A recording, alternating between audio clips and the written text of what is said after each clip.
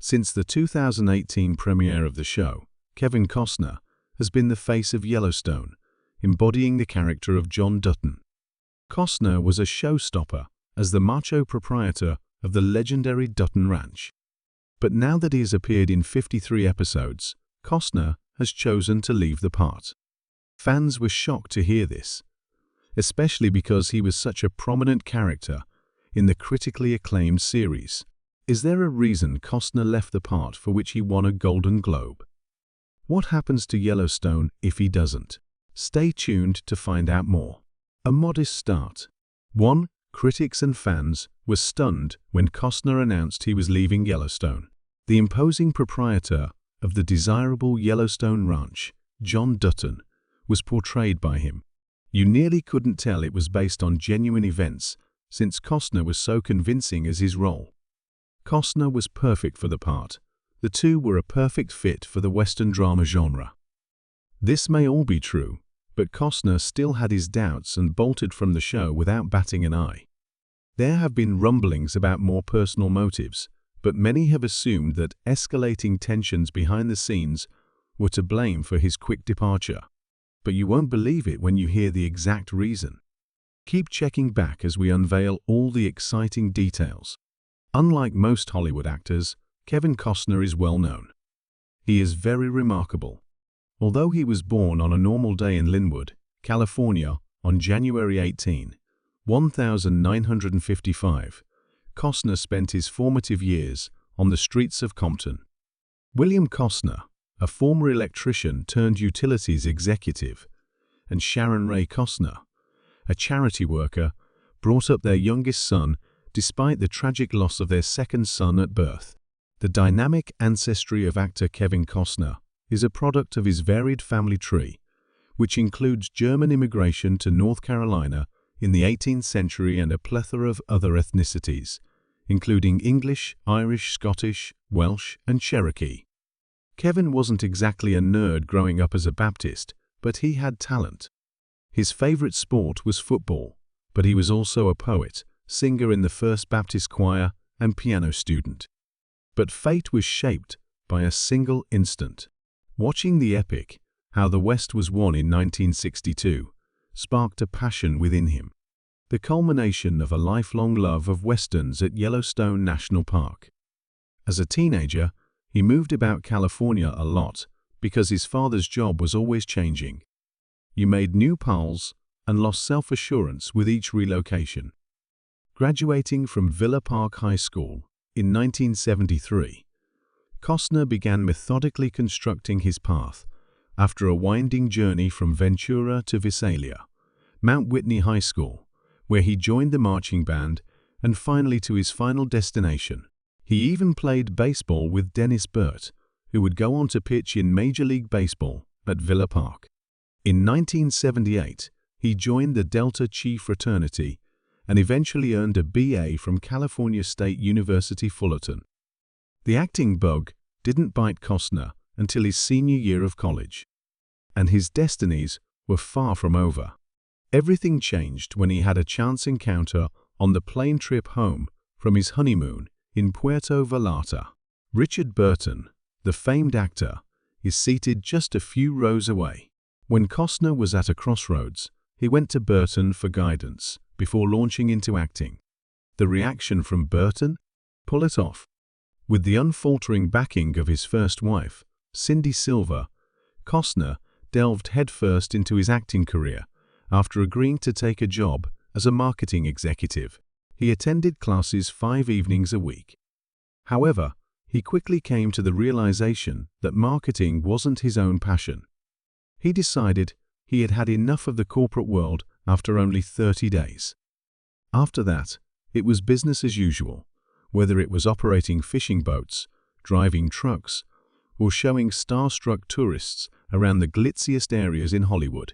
Working these less than glamorous jobs allowed him to pay for his acting studies and pursue his dream of being an actor, audition by audition. Sizzle Beach, USA, was Costner's debut film role. The year 1981 may sound like the title of a beachy B-movie, and it was, but it marked the start of a far larger career for Kevin Costner. In Ron Howard's Night Shift, he had a brief appearance the next year as frat boy number 1 inch 1982, but his career took off in 1983 as he appeared in an Apple Lisa commercial called Stacy's Nights. Yes, before it was cool, Apple. The Big Chill, which Costner was cast in that same year, was released. Despite the fact that his scenes were finally removed, the film turned out to be a fortunate turn of events. Alex, the friend whose suicide brings the gang back together, was portrayed solely through static images. Lawrence Kasdan, the film's director, nevertheless saw Costner's potential despite that.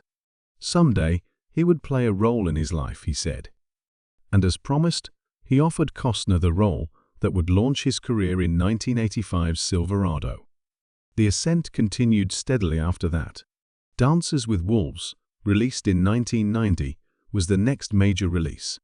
Costner co-founded TIG Productions with producer Jim Wilson, and their debut film was a landmark achievement. With 12 nominations, including Best Picture and Best Director for Costner, the epic western that he both acted in and directed took home 7 Oscars. Suddenly, the actor who used to do star tours around Hollywood was a major player in the industry. After portraying John F. Kennedy's trusted advisor, Kenneth O'Donnell, in 13 Days 2000, Kevin Costner's career took a dramatic turn for the better in the new millennium. While the Cuban Missile Crisis was underway, critics lauded the picture for its nail-biting pace and the grounded performance by Kevin Costner. Costner played Superman's adopted father, Jonathan Kent, with subtle seriousness in Zack Snyder's 2013 film Man of Steel, playing a character that was both paternal and moral. He was originally going to be in Quentin Tarantino's Django Unchained, but he had to drop out due to schedule issues. However, his fame was rekindled in 2012 with the miniseries Hatfields and McCoys, which aired on the History Channel. The remarkable lead performance that Costner delivered as Devil Anse Hatfield was recognized with 3 awards, an Emmy, a Golden Globe, and a Screen Actors Guild Award. The film drew 13.9 million viewers. Costner then went on to play a plethora of roles. His film credits include 2014's Jack Ryan, Shadow Recruit, in which he played a seasoned CIA mentor, the high-octane spy thriller 3 Days to Kill, and the role of NFL general manager in Draft Day. A drama about race and child custody fights, Black or White, 2014, which he produced and starred in, had its world premiere at the 2014 Toronto International Film Festival. Then, in 2018, a daring foray into television arrived with Yellowstone. John Dutton, played by Costner, is a patriarch who is as tough as nails and who fights to save his family's large Montana ranch. After decades in Hollywood, Kevin Costner was clearly far from finished, as he gained new fans and critical acclaim as an executive producer and actor in his own right. How he got the part of the coveted John Dutton. Playing John Dutton would be a challenge for anybody else. In 2017, Costner took over for John Dutton. However, the actor had reservations about accepting the role well before filming began. Although Yellowstone exhibited all the characteristics of a harsh and captivating Western, it was not merely the cowboy hats and cattle drives that enticed Kevin Costner to play John Dutton. Rather, it was the story's emotional weight, depth, and seriousness. Costner was first captivated by the concept of a 10-episode limited series. Nevertheless, his concerns were heightened as the idea evolved into a commitment spanning multiple seasons without a clear end date. He said on Popcorn with Peter Travers that he was on the fence about signing on to something so massive, but that he ultimately came to a significant realization. The show may not have gotten off the ground without his name and presence. It was true what he said. As a result of his careful consideration of the weight of the emotional duty, Costner agreed to host the show, which went on to become a cable television phenomenon. His performance as John Dutton became legendary after 5 seasons. A combination of cowboy, monarch and philosopher. An imperfect patriarch who is fighting for the chance to leave his mark on a world that is rapidly evolving. Few performers could match Costner's grasp of Western narrative, his lived history, and the world weariness he brought to the role of Dutton. Like he said, "I've always thought there's more to a good Western than simply building up to the showdown." The quiet, personal reckonings between family, authority, and land, rather than the gunfights, tend to be the actual sources of conflict in Yellowstone, demonstrating this concept. Commitment and devotion. Like Costner, the show's creator Taylor Sheridan valued realism in Westerns. From the philosophical underpinnings of land preservation to the manner the horses were handled, Sheridan's personal ranching history gave Yellowstone an authenticity that viewers could sense. For a long time, Costner has preferred films that pay homage to the American West. These films deal with themes beyond violence such as values, identity, and the price of heritage, and this realistic style undoubtedly spoke to him. The influence that Costner had on the show will remain long after his departure at the conclusion of Season 5A. He anchored the series with his performance and was the show's beating heart, Yellowstone. John Dutton, played by Kevin Costner, will always be an integral part of the show. Resolute, lyrical, obstinate, and unwavering in his pursuit of his goals. The true America, its untamed, unloved spirit, was what drew Kevin Costner to Yellowstone as well. The kind of existence that Hollywood rarely shows without romanticizing or ridiculing wide-open countryside early mornings. He had faith in the story because it was realistic, honest, and elevated the plight of those whose tales are underrepresented in popular culture.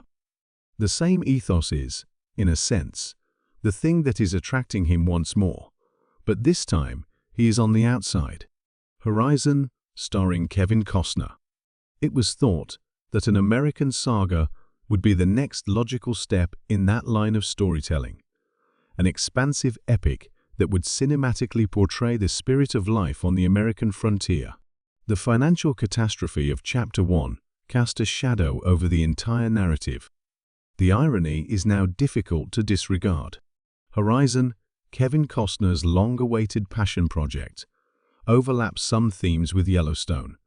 Therefore, he stepped away from the series to concentrate on it. Having said that, there are many who believe that Yellowstone may have achieved the same, if not greater, level of success in attracting the demographic that Costner sought to attract with Horizon.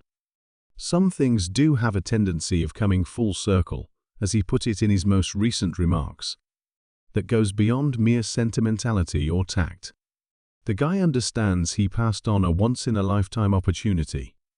Since Taylor Sheridan is still in charge of artistic decisions, a comeback is always possible, provided they can resolve the issues that led to the fallout.